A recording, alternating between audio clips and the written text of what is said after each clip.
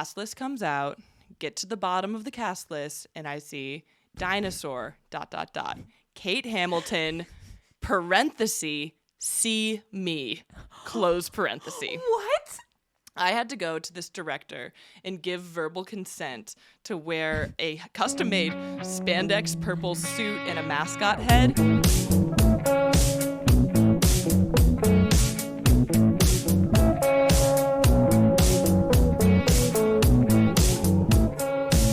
Kate Hamilton. Hello. Hi. How are you today? I'm thriving. How are you? Samesies. I'm so thrilled to be here. I'm happy that you are here. I met you at open mics, and I want to talk about one of your jokes, but let's just dive into it. Okay. How was your day? What did you do today? Well, today was an absolute delight from beginning to end. I started my day with a little walk outside. I live on Mount Washington currently, so I always walk out and pretend like I'm in emo 2000s movie and look out over the overlook and love sort that. of gaze and wait for people to talk to me. No one talks, but Really? I wait. Okay. And then there was a bunch of nuns this morning, actually. No Early one- morning sunrise nuns. Really? Which was interesting. Do they power walk? What does that look like? Well, their habits are flinging in the wind, and it's like a different kind of sachet.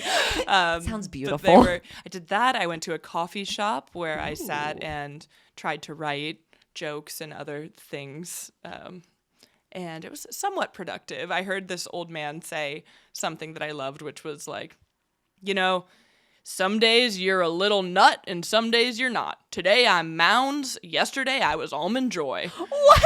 And which provoked me to then ask him, Right. what do you mean? He goes, well, as you should know, Almond Joy has nuts and Mounds doesn't, I guess. Mounds is just mounds of coconut in chocolate. Oh, it is. So yesterday he was feeling nutty, and Okay. today he's just a Mounds. No nut today. Yeah. No nut today Okay. for him. So that was... That sounds enlightening. Yeah, it sounds like a pact that a teenage boy makes, but Yeah, it does. but it was good. And then I went. It's like I've practiced my whole life to describe my day. I'm so excited I about this.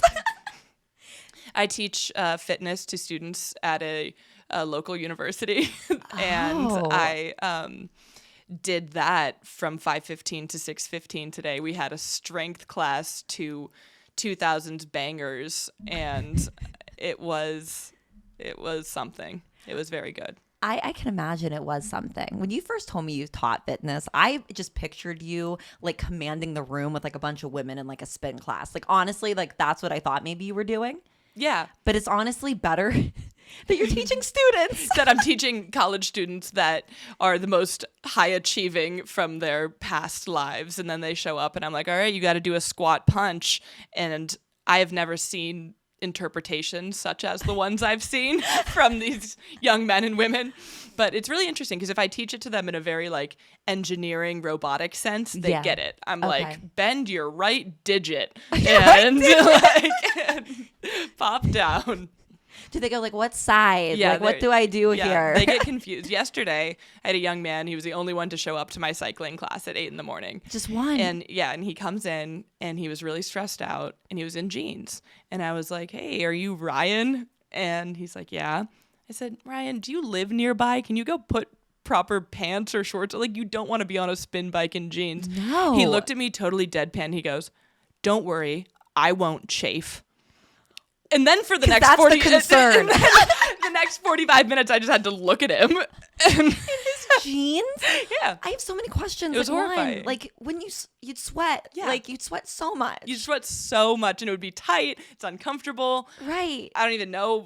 Males got stuff going on. I don't know. Right. It's just bad. Where's everything going? It's literally, where is it going? And then it's just the two of us. So I'm just trying to figure stuff out while I'm, pumping Shakira into his veins. You're trying to instruct him. You're just looking at the jeans. That would be so distracting. It very much was. Did Ryan do well in his spinning class? Well, he accomplished a lot, actually. He did reach many of the cadence and resistance goals that I set for him.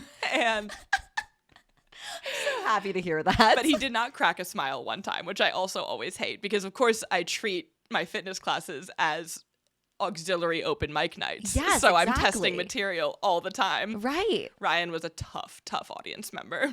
Did you break him down? Well, he just like looked at me very sternly the whole time. It's like he disapproved of me. Oh, and that's like kind of gross because like It you is. have to watch him the I'm entire like, time. I disapprove of you. You're wearing jeans to a cycling class, you Right. sociopath. Like, what are you doing? What choices are you making? Was he like, I'm gonna jump, or I need to just go to a spinning class? It's like one or the other. Yeah, exactly. Like I was his last chance. A lot of pressure. I just feel like you don't show up Yeah. to the spin class in jeans. Yeah, you don't. But it's just another day as an essential worker. I mean, yes. Honestly, yes. That I was gonna ask you like what the best moment was of like a fitness class. So like I don't know if that's it, but that has to be at least in the top 5, right? It's up there. I'd say that. I mean, I do, from a genuine standpoint, enjoy helping people reach their fitness goals or like feel better about themselves. I enjoy. I also like.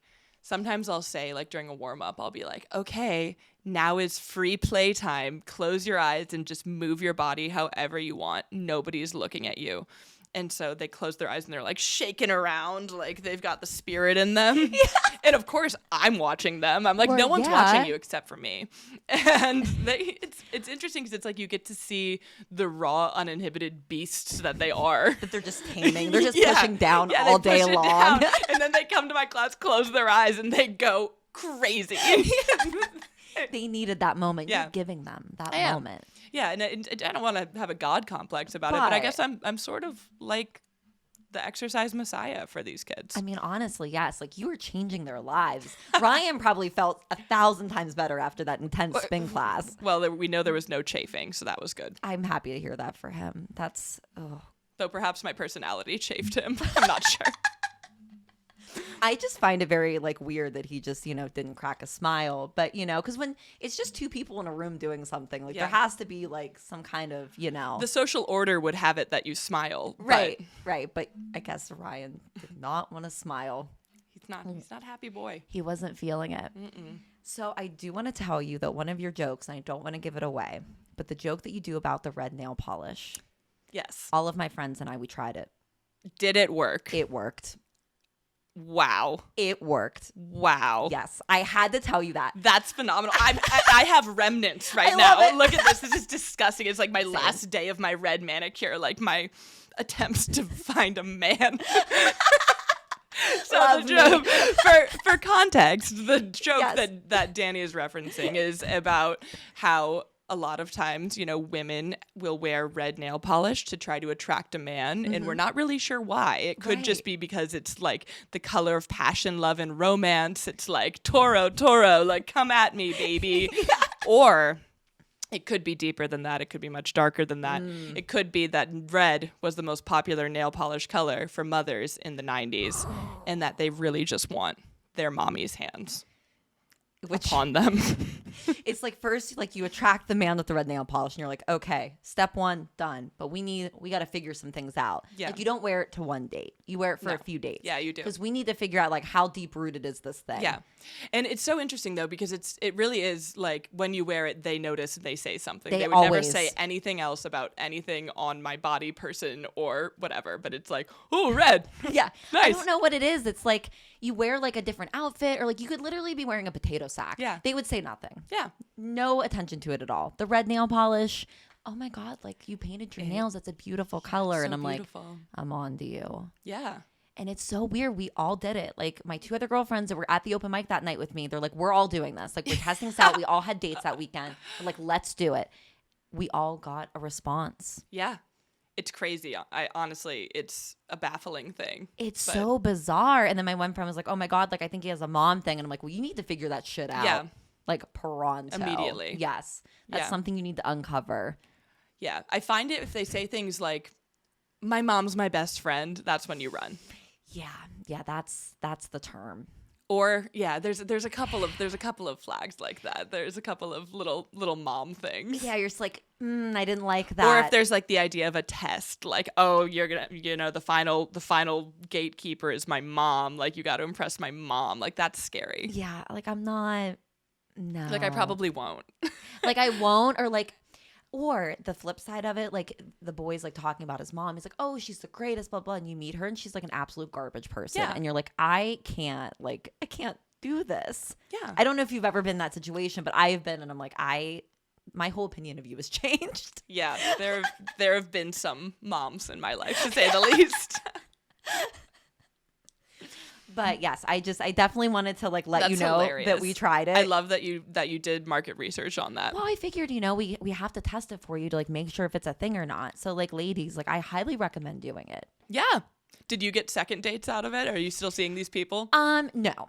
So so my friend is seeing the same guy. I am not, and my other friend isn't either. So 1 out of 3 success rate. Well, that's not bad. That's better than 0 for 3. Yeah. So we'll take a 1 for 3 And it success doesn't rate. promise a future. It just promises an initial thing. Right. So You lock the date in, and then you figure out what's going on here. How many layers deep do we need to go? yes. How has dating in Pittsburgh been for you? I want to talk to you about this so badly. It's bizarre is what it is. It's so weird. It's bizarre, and I feel like it's every city, has their quirks, and they have their thing about like, oh, dating here is the worst, or like the men here are the worst. It's like, I don't actually believe that the men here are the worst. I just think that they find really novel ways to fuck up. Like they just like it's not true. It's not that they're, specifically any worse than anywhere else I've lived. It's just No. It's baffling. Like, I've been abandoned at the airport. I've been promised by people like, oh, I'll come get you. Like, I'm going to come get you. And then I'm like, where are you? Here I am with like my 700 bags. Right. Like, come get me, sir, in your chariot. And he's like, yeah, speaking of my chariot, I had to get a light bar put on my truck. I'm like, what's a light bar? Like, what is that? Like, I have to learn new things. I have to research stuff. Like, I feel like I've been to more Chevrolet dealers than I would have liked to. That's not necessary. Like, no. yeah, it's like, I don't know. It's interesting because it's, I like to date. I love a first date. I love talking about myself. It's and so fun. it's like, It's I'll go exciting. out and do it. Yeah. And then I think that they're just more confused by me. I don't think that they understand what it is exactly that they're getting. I feel like at the first date, though, like, it's kind of how it is. You still don't know what you're getting. Yeah. Like, I remember I had this one first date and it was so bad, like just so bad. Like this guy just like complained about traffic the entire time and like just a very interesting outfit choice. Yeah. And like just the things that you talk about on a first date too, 'cause it's all very surface level. Like it's just like the first date and like some things just like, would you like say this to like anybody like ever? Like, why are you sharing this with me? Right. Like, I think I don't know if you have one of these faces too, because you might. It's like the face where people want to tell you stuff. Yes. And they like think it's kind of like the bachelor date face where it's like, here comes the part where they're like, and then it all fell apart for me. And I've suffered with this. And I'm like, no, I don't want to know this. Like, this is too soon. Yeah, too soon. That's interesting because they love telling me things. And I think it's because I am an active listener. So I'm very like, yes, yes. Like, it's the sick part of me. I'm like, give me more. Like, I want to know more. But, like, we are never going to talk again after this. Like, I'll dig things out of them and then I won't put a Band-Aid on. It's like, You make them make this realization. Yeah. It's bad pimple popping practice is the way to describe my dating life. It's like, let me extract everything and then not clean it up. And then just like not talk to you ever again. Like we're just not. Leave you scarred and just angry. angry. Have you done the dating app thing?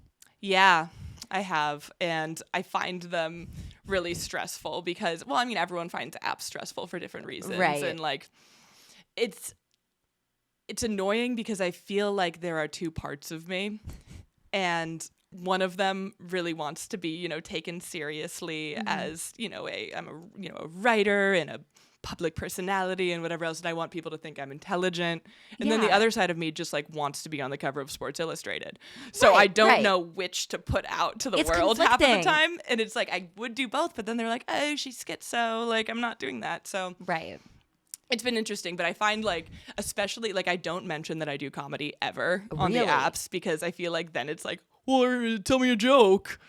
I have gotten that before. Like, it's very weird. Or like, I think I made like an Adam Sandler reference, and that got very weird too. And I got some bros, and I'm like just making weird like Adam Sandler things, or they'll like say like come over, or it's just it's very like I didn't realize it was such a weird niche thing, and I was like, I'm taking that off. Yeah, like you have to remove that, unfortunately. Right. But I don't know. I was going out with this. I was talking to this guy, and he was telling me that he has never even like giggled at an Adam Sandler vehicle. And I was like, I've spent my entire life giggling at Adam Sandler. Exactly. And like, there is something wrong here. Right. Like, are you a psychopath? Like, I was like, I literally like, I don't understand how we could have at all compatible senses of humor from this point forward. Right. Like we can't go on. Like we're done here. We simply, and to think that man, Adam Sandler, is doing this to me. He's ruining all of our lives, actually. He's setting an expectation that no man can meet. Totally. It's very rude. Totally. It's very rude. That's so funny. But yeah, I think the apps, I mean, I have a joke about it, but it's like, I feel like I should actually turn to TaskRabbit instead of these, because I just want someone to do stuff for me, like around the house and hang stuff and like change my oil. Like I just got my oil changed like a big girl for the first time in like literally over a year. And I've kept trying to date people who are going to do it for me, who are just like, oh, Kate, I'll take your car. I'll like get under the hood or whatever. Right. Instead, they're like, aren't you one of those like strong, independent women? I'm like, no. Absolutely not. No, absolutely not. We are tired. We don't want to do it. Like I work. Like I don't want to fucking do this shit. Yeah. That's what you're for. Yeah. Like I can't. This is a partnership here. Like I'm also not going to cook for you, but like, yeah, like it's we're not. partnership. It's not actually. It actually is a one-way street, but it's you're the one driving. You are driving. Like I am just a passenger princess. Yeah. Like that's all this is here. Yeah, they just. So I was married before, so like being divorced and trying the dating apps, I was like, oh, this is going to be like so fun. And then I was like, this is not what I anticipated at all. And it becomes like a part-time job because you're like trying to talk to people and figure out like, and you start to get to know them a little bit, and then you hear that they don't like Adam Sandler, and you're like, well, obviously I can't talk to this man anymore. Right. It's so like, it's just exhausting.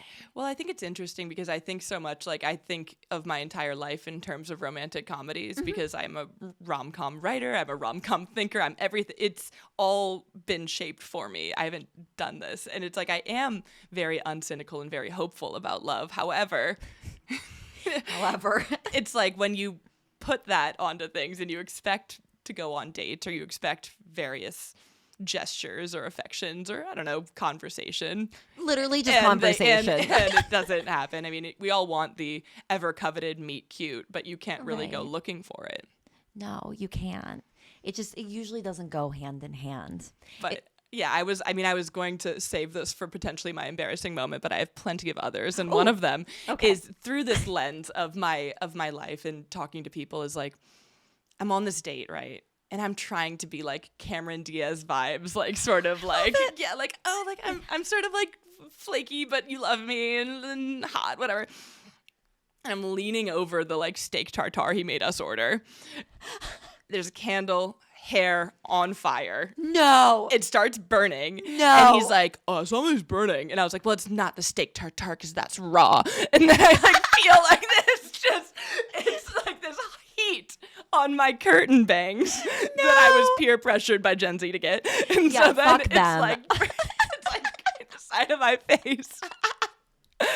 And you had to go to an actual bang after that. Like a real bang had to happen. Yeah, it was horrifying. And I was like, wow, this really captures just me like as a romantic, like trying to dramaturg my own life, like trying to make it something it's simply not. Right, but like that's a perfect rom-com moment. It is. You created the perfect rom-com moment. I did.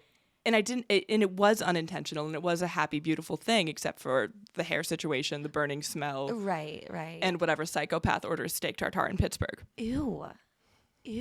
Did he like gently like put like a moist napkin like against your curtain bang, or like did he just... No, I think he was really confused. I don't think he'd ever seen burning hair before. So. Like, what the fuck is he didn't like stop, drop, and roll or anything, which like I was hoping he would. No sense of urgency, not like, ma'am, I think you might be. He didn't even like flame. Yeah, he didn't even like call in the volunteer fire department. Like he didn't even. Did he not care want to be about me. shown up by the volunteer firefighters? Well, like, you know the volunteers probably wouldn't be hotties. probably not. The But actual firefighters, absolutely. The real ones yes. could come, but Yes. like I don't know that the volunteer corps would really do it for me. It's just like some guy's dad. He's He's like kind of on call. He shows up. He's like, "What's that smell?" yeah, it's like but it was quite the experience. That is amazing. And I also like respect but disrespect that he ordered steak tartare. Ew. Yeah, ew. Ew. Especially like I didn't used to eat flesh, and like I've explained that to people. I'm like, oh, I was a vegan for a while, and still like the idea of it. And I remember having a conversation with this specific man where I was like, oh, I guess I just like I don't like cooking meat because I never know how to handle it, and so I guess he really like used the old noggin and ordered raw meat. So that worked. He really just sent it home. He was like, she doesn't like cooking it. So. He's like, so here is some raw meat, man. Yeah. Enjoy. Oh. Well, it's like I feel like it's really perverted to want to watch a woman eat a tartare. It is. Ew, That's like it it's is. inherently perverted. Yeah, I didn't even like make that connection, but it's definitely disgusting. It is. Garbage man. Was there a second date with this guy? Well, of course. Of course. Gotta get the getting while the getting's good, Dani. I mean, you do. You know what? You're right. Sometimes, and when it does kind of go bad, you're like, maybe we just do this one more time. Yeah. Just one more time. And then I feel like that's how you end up in a relationship. Exactly. You're like, they're not that bad. Yeah. Like, they're just a little weird. There is a weird, like, mom obsession, like, questionable job choices, but, like, we can make this work. Yeah, they're like, oh, they're quirky. Yeah. They're just unique. They're creative, Whatever word I can use to make it sound okay. I think I traumatized the guy I dated when I was in grad school here because not only was I his first girlfriend, but like what? Like yeah, like that's that's thinking like I am his first girlfriend, like of all creatures. And he was like a real Pittsburgh boy, like, and just did not understand things, and he had a lot to learn. I'm sure he did have a lot to learn. Is he the inspiration for Allegheny Romeo by chance? Not exactly, and it's a big fear that he's gonna think he is. Do you think he's just like checking? He's like, oh my god, like he's gonna be at the first showing. Yeah, he'll be there and be like, it's me. Yeah, I knew this was about me. Yeah, like it's so funny though because I feel like it happens whenever you're a writer or a comedian. People are like, oh, you're gonna put this in your comedy, or like you're gonna put this in your writing, and it's like, be more interesting, and then maybe I will. Right, but, like you wish. But I did get inspiration from that relationship because that's where I learned about a lot of things that happen uniquely and singularly in Pittsburgh. So what are one of those things? Well, chipped ham and marinara sauce is one of those things, and that's something weird. That's horrifying to me, but I like it, I guess. I don't know. I feel like a little weird about it. And then I guess like studying the language dynamics and the like what words you choose to say. Like I had no idea for a long time, like when they were saying, do you want to go to the cabin, Yin's going up camp. I had no freaking, I was like, they left out so many articles, and like I was like, I was an English major, so I have to correct this. Like it was like you're like, actually no, that's not how we don't say this. Understand. Like that's not how we like say this here. Yeah, like but it was very charming, and they actually were pretty nice to me for the most part, as a family. So I'm sure it's just an adjustment. It's just a different like language. It's a different like. I just feel like Pittsburgh is just, all places have their things, but Pittsburgh, like some of the things we do here, it's weird, guys. It's weird. Yeah, I think that it was a large chunk of the relationship was that I was like really into the fact that every day he ate like a 1,200 calorie lunch, and I knew he was gonna like burn it off at work. Right. Like that appealed to me in a really sick way, like in a primal atavistic way. I was like, oh, like, this is what I need. This is what I'm looking for. I need somebody who's like not afraid to like eat a sandwich and chips and hummus and cookies and whatever else was in that lunchbox. Exactly. Lunchbox packed. Yeah. It was probably like one of those like super large like cooler. It was an igloo cooler. Yes, I knew it. As soon as you said it, I'm like, I'm describing it. It's the igloo cooler one. Is there any other one for the working man? No, they're simply not. They're simply not. just does not exist. But I was very curious about your perspective because I know you are from California and just like dating here. Like I am from around this area, so like it's not weird to me. Like it's weird, but it's not very weird to me. Yeah. But for you, not. Oh no, I've done Oh, something. no. Okay, yes, I think it's good now. I think we're good. Okay, perfect. Producer Larry gave us the okay. Sorry, I just have like my exercise endorphins. I completely understand. You were teaching the children 2000s bangers and what strength. I feel I feel guilty because like one student came up to me early on in my career and was like, I love that you really do the workouts with us. Like, that's really inspiring. And I was like, wait, these other bitches aren't actually doing them. Are they just like phoning it in? Yeah, they're just like out there like, do a plank. And I'm there like, do a plank. Yeah, like you should be doing it with them. Yeah, like I need exactly. So now I have to do it like every time in an aggressive way because they're not getting that from other sources. Exactly. Like it's the energy of the instructor. Like if I'm in a class and the instructor is not doing it, I'm like, fuck you. Like I'm not doing 35 like planks or squats or whatever.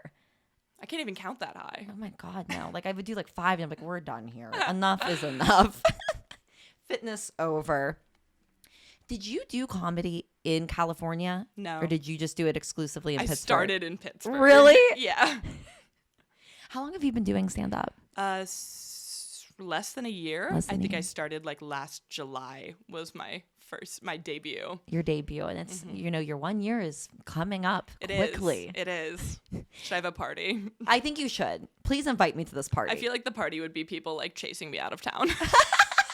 Like, you're done. No. Yeah, it's like actually. You host an open mic for your 1 year. I make everyone talk about me and how special they think I am. Oh my God. Honestly, that sounds like a great time. It would be. I think for you me. should. I think you should do it. Yeah. I'll prepare a few words. We'll see. Yeah. So, but it is exciting. I feel like I've learned a lot. I feel like it's very funny to like start my stand-up career here. And it is. It was baptism by fire at the very beginning. And I think that I've continued to learn a lot and so much to learn all the time. For your first one, did you have jokes prepared? I love asking people about their first time. Like, did you have something prepared or did you just go up and do it? I had something prepared. Okay. So I was like, I could not possibly. I mean, I probably could have gotten up there with nothing. Yeah. But it would have been worse than what did happen. Like I was happy to have jokes written and like I scoped out the mics before I went to a bunch of them and watched them in the corner before I went up. That's smart. That's I wanted smart. to know what the vibe was. Like I really like it's interesting with stand up because I really didn't grow up like being a comedy fan necessarily. Like I watched movies and I watched plays and read books and things, but I wasn't like a stand up kid. Like I never watched specials. I didn't really like have a favorite comedian. I like still am feeling like that part of my education is ongoing and I'm still like just now like, oh wow, have you guys seen this special? They're like, yeah, it came out in 1982 and no one talks about it anymore. Like it's so it's interesting to like learn about the form while doing it and knowing that like kind of the references are all going to come from people I may or may not have ever seen. Right. That's interesting because I feel like a lot of people that do stand up like watch a lot of stand ups like specials. Like it's interesting that like you started it without kind of having that background. Like that's very like I respect you for that. Like that's like you going up and doing something that you're probably not totally comfortable with. Yeah. It's an uncomfortable thing. I just wanted to learn the form, and it's like I know there are certain things that I know how to write and I'm still, figuring out the format for stand up. And so it's been a fun journey. It is. Stand up is fun. Like once you get past like kind of being nervous and getting up, like it is like a really good time. And it's kind of just fun to hang out with people that are into the same thing you are too. Definitely. It's very cool. So I was wondering if you had done it in California or not. So that's very interesting. Yeah. No, I just started it here and maybe I'll do it somewhere else one day. Oh, you totally have to. Yeah, maybe. I'm going down to Florida to see my grandmother and I might try to like hop on a mic while I'm down there, which I feel like will be very telling. If I can kill in Florida, I can probably do anything. I'm unstoppable. If you kill in Florida, you can literally do whatever you want. Yeah. Like there are no rules for you. Yeah. Like Florida is like, I've never been, but I hear it's just kind of like, a lawless land. Yeah. It's the last great frontier. But it's great because it's like either it will be a crowd of ancient people and maybe I'll literally kill, or it'll be like like the archetypical Florida man and woman, you know, they're in like a wife beater and whatever else. Yes, like I feel like when I like think of Florida, I think of those two things. The divide, yeah. The divide. Like it's like retirement community, like golf carts, like I'm thinking that vibe, or yes, like very much like, you know, just tank tops, beach. I don't know why I think of nudists too when I think of Florida. Do you think of nudists when you think of Florida? Sure. Absolutely. I'm like, are there I don't even know if there's nude beaches there. I haven't researched it. Something that I think about is this video I was watching, because I have a couple of videos that I like to like go back to when I feel writer's blocked or I feel like I can't come up with something. And it's just like basic human things, needs, desires, conflict. Like some of them are like, you know, people fighting or whatever, but one of them in particular is a video of a reptile catcher in Florida. And his job is to like find snakes, iguanas, lizards, and things that are in people's houses and in their pipes. And there was one man who had not one, not two, but 3 times called this reptile expert to get an iguana out of his toilet. The same iguana? We simply can't know. But they interviewed this guy who's exactly like what you think the iguana reptile expert will be. And he's standing there. He's got like his boots on. He's got like kind of a mullet. He's like maybe a little hot, but not really. Like he's kind of like niche hot. Yeah. And like definitely has like some sores or something. Like should take a Valtrex, but like is almost there. And he's holding one of those like sticks with a little hoop around it. Oh. And he goes, listen, 1 time, maybe. 2 times, no. 3 times, never. And he's like, someone is putting an iguana in this guy's toilet. And I'm going to find him. And then it just cuts off. And it's like, we don't get to follow him. We don't get to know this journey. We don't know how he's going to find him. We don't know what this man did to deserve toilet iguanas. We don't know. What kind of curse is that? Like, I feel like that's only a Florida curse. Yeah, that, like it is. You just it's get iguanas. Yeah. I want to know all about this man. Like, why doesn't he not have a show where we can just watch what he's doing every single day? Well, it's just fascinating to me, and it's like. Sometimes when I feel lost career-wise, I'm like, well, you know, there really is a job for everything. Like, maybe I could be good at that. I could fish iguanas out of toilets. Yeah. I mean, honestly. Like, I could do that. Maybe. I'm just imagining the outfit, you know. I would love to wear, like, a bucket hat, some cargo shorts, you know, a tall boot. Yeah. Just ready to. Yeah, like, what do you do? Well, look at this little guy I got today. See what's in the back of my Jeep Wrangler. Yeah, it's just kind of a crazy little wasteland. So I do love it. I do love Florida. I'm not ashamed of loving it. I want to go. Like it's a place like on my list of like destinations that I just want to check out and just see what the vibe is like down there. Like I feel like I need the Miami experience first. I've never been to Miami. I don't think I'm cool enough for Miami. I don't think that I'm scared of that. But I would like to see it. I think it would be a very good time. Like, I feel like the parties in Miami. Yeah, definitely. So, or the parties are like at the country club with like a geriatric man on the, you know, laptop playing golden oldies. Like that also might be the party. Honestly, it could be. Like, you know, I have no judgment to where the party is. That might be the party. That might be exactly where the party is at. They know how to kick it. They do. Sure. Are you ready to share your Dammit moment with me? Yes, I think so. Because I am ready to hear it. Okay. So my Dammit moment. Well, it's interesting because I feel like I don't really get embarrassed as much as I should. Like, it's like the way I go through the world. It's like, oh, that's totally normal. That's what people do. But there was one specific moment where I was with my cousins who are way cooler than me. They're just like, you know, attractive, well-dressed, interesting young ladies. And they don't really, you know, like speak out of turn. Like they're pretty timid, I guess. I don't know.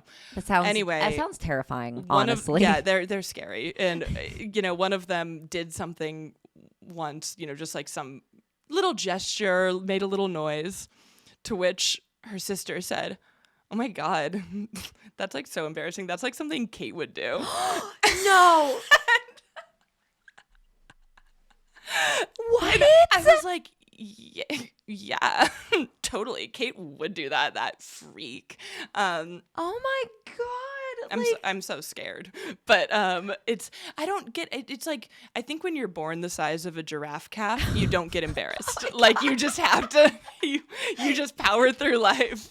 You're just like, accept it, move on, accept it, move on. Yeah. Like that would have like ended my confidence for at least 5 years. But I'd say that the thing that would be perhaps most embarrassing happened to me when I was in high school. All right, and it was a very formative moment for me.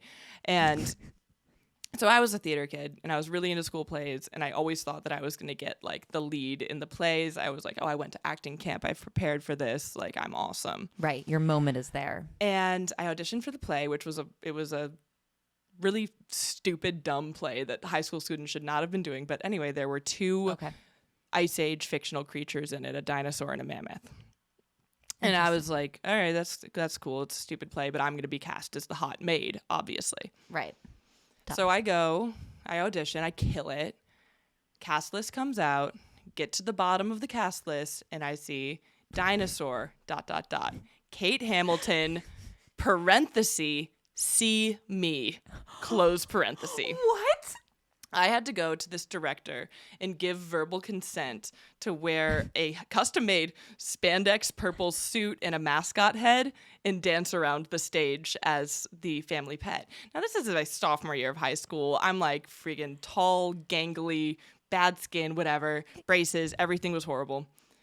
And both of my brothers were in school at the same time. They were a year ahead of me. And I was like, okay, I'll do the part and I will knock it out of the park. I'll be the best dinosaur this school has ever seen, ever. But I'm not taking off the mascot head. I don't want to be listed in the program. I'm not taking it off. I will be a mystery dinosaur. No one will know. No one will know it's me. Ooh. Obviously, they found out because we had to do a preview for the school. And I'm there in my little suit, and it's like so weirdly tight on me and like loose in other places. And there's the big mascot head, and I'm under the lights, and I'm like, my only line was "It's cold," but I got to say it a few times. So I was like, "It's cold," and then "It's cold," dinosaur noises. Yeah, like I'm being so freaking weird. Then at the very end of the presentation, okay. He goes, let's get our dinosaur out here. Let's see who she is. And I'm like holding the head down. I'm like, I don't want them to see. They pull it off. No. There's not even applause. There's just silence. My eyes scan the crowd. I see both of my brothers, and they have a choice to make in this moment. Right. They can either be like, oh, that's my sister, like, woo. Or they can turn to their friends and be like, what a loser. Yeah. It was that one. Rude. And so very rude. I felt that role and getting cast in that role really like defined the rest of my life. Like I stepped away from theater for many years after that. No. And I, decided to do something else with my gangly limbs for many, many years.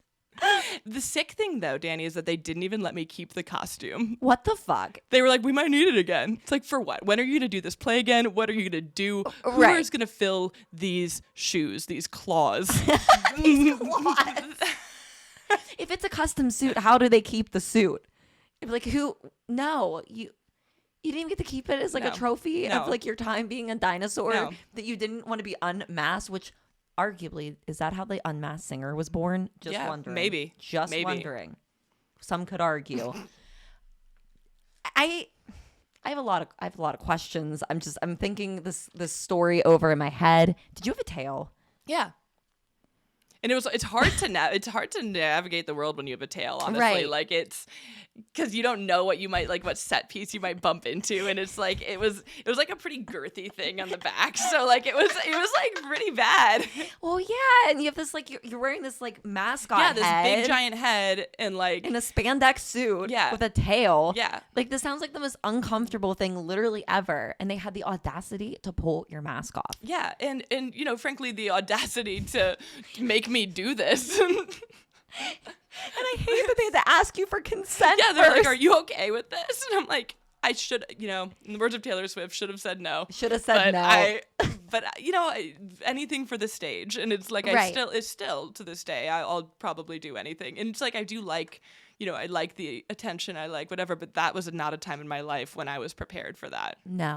No one should be prepared to be a dinosaur. Like I've grown into it. And so now it's like, a trigger word for me. Like people will say stuff. Like I was at a bar and this guy points at me and he goes, dinosaurs. And I was like, you didn't go to my high school. Like no one went to my high school, lives here or whatever. And he's like, no. And he's like, oh, does he think I look like a dinosaur? And then he goes, you look like Laura Dern in Jurassic Park. That's you. And I was like, first of all, she's like 60. Second of all, like fuck you. Like, I hate you. Yeah. Third of all, like, don't bring up the D word around me. And it's not dick. Yeah, not that one. It's not that. Oh, bring it up all the time. It's just like he knew this. Wow.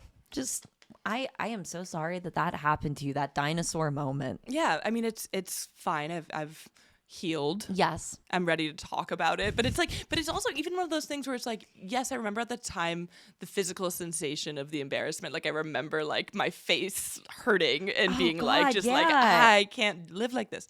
But that was probably like the last time that's happened. That's just so. And I'm sure it's been much worse than that. I mean, honestly, yes. But like still, like to be honest. I literally do stand-up comedy. Yeah, I mean, we do the stand-up. So it's like, it's basically like that every night. Exactly. Exactly. It's like I just went back for it. It's yeah. Like now it's just like. Just go back for more. Yeah. Tail on. Yeah. Mask off. Just tail on, mask off. Way to take on the world. Just doing the damn thing. I do want to talk to you a little bit about writing before we go. I just kind of want to know, because you write screenplays, correct? I write screenplays and stage plays. Oh my God. What is the difference? Because I don't know the difference. So a screenplay would be like a movie you would see. Like I would write the script for that / like some, like provide some narration about what the scenery should look like, what characters should be doing. For a play, it's for an actual piece of live performance. So I'll write like the script for, some actors to go do on stage. Okay. And so that was like my first love was writing plays. And then I, learned how to write a screenplay because I guess it's more marketable. But I think that live theater is great. So I'm going to continue to do that.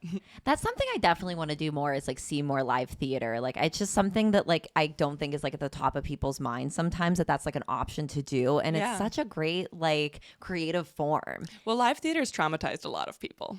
So it's it often starts, when they're forced on a field trip to see a bad Shakespeare play or, if they're like taken to something experimental and all of a sudden they're like sitting on a milk crate getting slapped by something. Like that happens in theater, unfortunately. Mm-hmm. And so it's like, or they have to watch a young girl play a dinosaur. Right. Like it's, right. There are weird things, but there are also great things. So. And you are working on a play right now, right? I am. I touched a little bit on that earlier. Yes, I am. I am so excited. I'm excited to see it. So where are you in the production of that? Well, right now I'm putting finishing touches on the script itself, and I'm also practicing like the performance of elements of it. I'm trying to find a director to get attached to work with me so that I can, it's as a one woman show, it's pretty hard to direct yourself. Like I need someone to watch me. That's fair. And from there, I'm going to start staging it and hopefully find a little home for it and bring all of the Pittsburgh people to come and see my ode, my love song to their city. Oh my gosh. It is like your T Swift project for Pittsburgh. It is. Exclusively. It is. And it's very sweet. I think it'll make people happy. It's honest, romantic, funny at times. Most of the time, hopefully funny. But I'm sure it's going to be.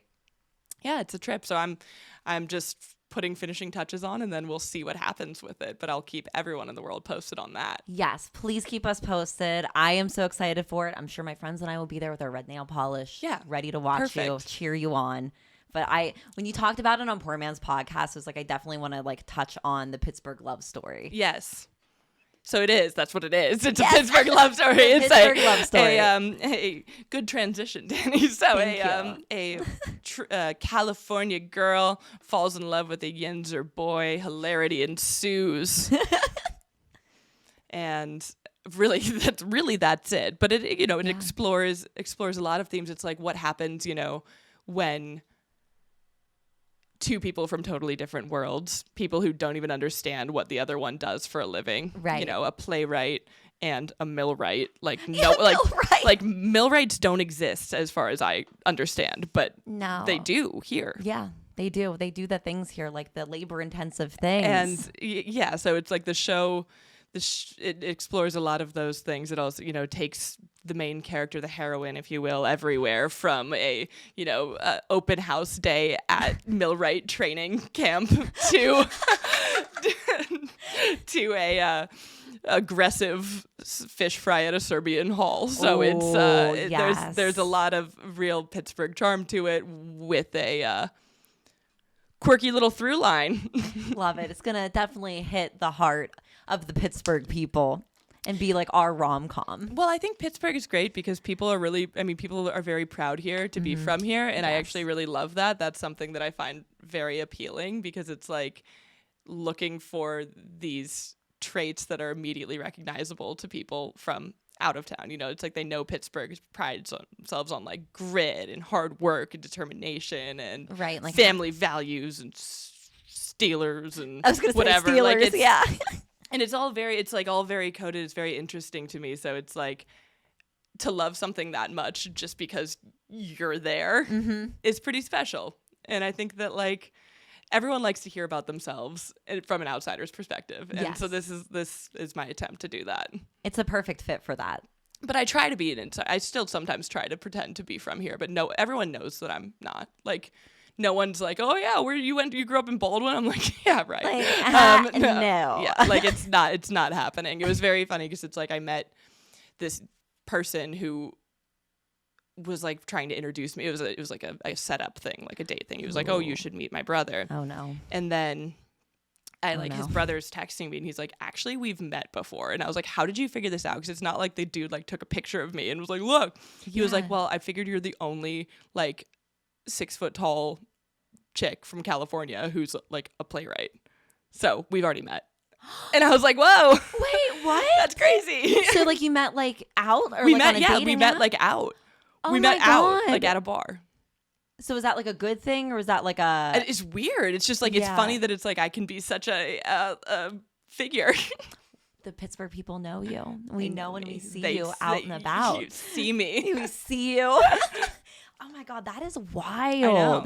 Especially for somebody that like you didn't even like know that you were, because you probably did you remember him? Well, after he was like, this is where we were and this is how it happened. Right. It's like, yeah. But if he wouldn't have said that, like you probably would have had like no idea. Yeah.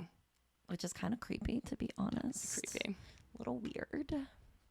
I can't wait for all of these men to listen to this podcast. Oh my God. Honestly, when I bring other girls on, and especially like, my close friends, and we talk about like dating or guys, like it's like my favorite. It's my favorite like subject to talk about, and it's relatable. But like honestly, like obviously they're listening, so they always listen. They always listen.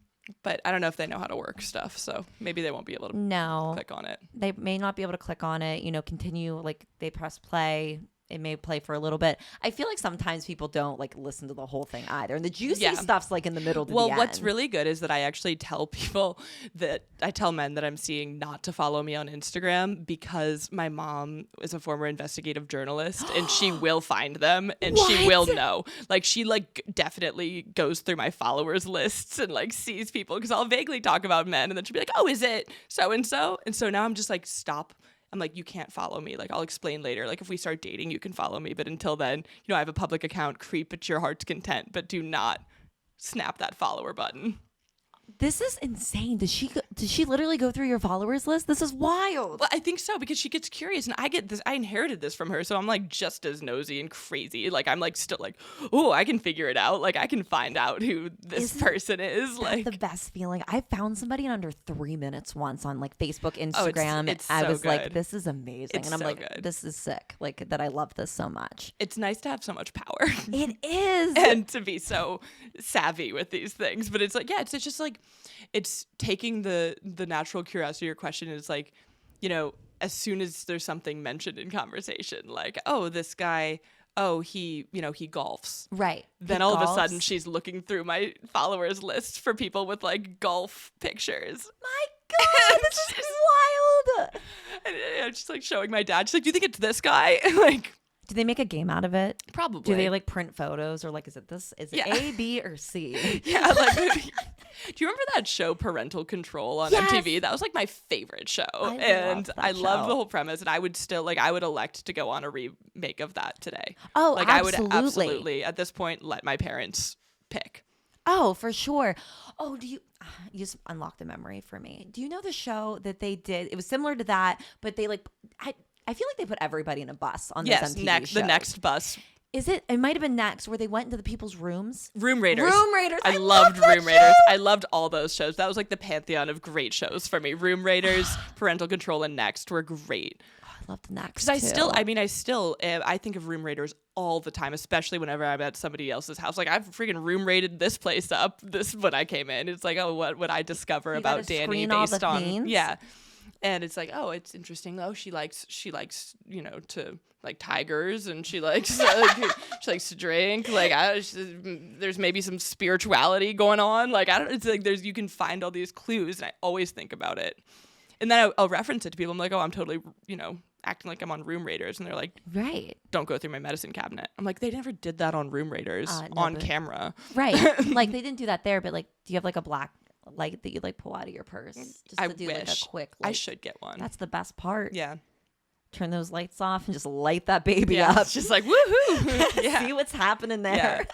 I love those shows though. I loved like all of the intros for the people, like when it's specifically Parental Control, because they had the boyfriend that the parents hated, and he would always come in and be like, fuck you, and there's like devil music playing. Like, I loved it so He much. looked like he came right out of Limp Bizkit. Yeah, and it's like it's so good. And he always sits there like making disgusting comments to the mother. He's like, yeah, back in your day, I bet you were a firecracker. And it's like, no, it's like, so it's such good Like, television. fuck you, Kathy. Yeah, it's like such good television. Ah, we need that. I think in 2023, that is what we all need to thrive again. I would really go on it like in a heartbeat. I would not even think about it. Oh yes, absolutely. I would even find a bad boyfriend just so that he could go on there and be a death metal star for my family. like listen, like we can make this work, just until like we can go to parental control. Yeah, just until I can find other suitable matches. Right. And your mom would just be like, well, I saw on your Instagram page. Yeah. And they'd be like, we didn't even tell you our name. Yeah, She's we like, it didn't doesn't know. matter. Yeah, we know him already. Oh, she would be like the perfect personality for that. I know. We're campaigning. Bring it Yeah. back, MTV. Seriously. And I can't wait to watch you on it when they like launch the series again. I've been rejected from reality TV before. Okay. I need to know. What did you apply for? Well, it was one show that was like friends living in Texas. It was like in Austin or whatever, and it was like young people. I forget what the show was called, but it was like a group of 20-something. I think it might have been called 20-somethings. Oh, God. And it was like pitched as 20-somethings who want to change their lives, make a life change, move to Texas and live in a house together. So sort of like the real world, but not. So I applied for that, and I did also apply for The Bachelor in a weak moment and was rejected. No. Well, I think they don't understand what they could have gotten out of me. Yes. I would have played the game, man. Seriously, do you like submit a tape for that, or how does that work? You like answer a questionnaire, and then if they want more, they like reach out. You can't tell anything about someone Yeah. from a questionnaire. Also, all the dudes on it are like 5'2", so it's not really useful for me. No, But- you need to make like an Elle Woods video and like just send it to them. But Be I like, would be. I mean, "Guys." it's like it's a disgusting and filthy show. I don't even watch it, but it was like the idea of being able to manipulate it, Right. and just be either the villain or like the the fun girl, whatever that is. like Like I would. conspiring the entire Yeah. time in cahoots with other. Well, Yeah. in cahoots with yourself. You Yeah. can't conspire with other people. I Never. guess on that show. Yeah. Never. Every man for himself. All right, Kate. Where can people find you? On Instagram. Everyone, Instagram. so many people should follow me so that it's not so easy to find men that are interested in me. Yes. So it's at Kate Condé Hamilton. That's KateConde Hamilton, Hamilton, like the musical. And I also have a website, same thing, www.katecondehamilton.com. Love it. There you can find information about me, what I'm working on, and my upcoming shows. That was a beautiful pitch. Thank you so much. Thank you for having me. Yeah, thanks for coming on the show. This was so fun. I'm glad you did it. This was so much fun. Such an absolute delight and joy. Definitely a day maker in this sweat lodge from which we are working. I am sweating profusely. All right, thank you so much. Thank you, Dani. And I'll see you guys next week. That was awesome. So fun.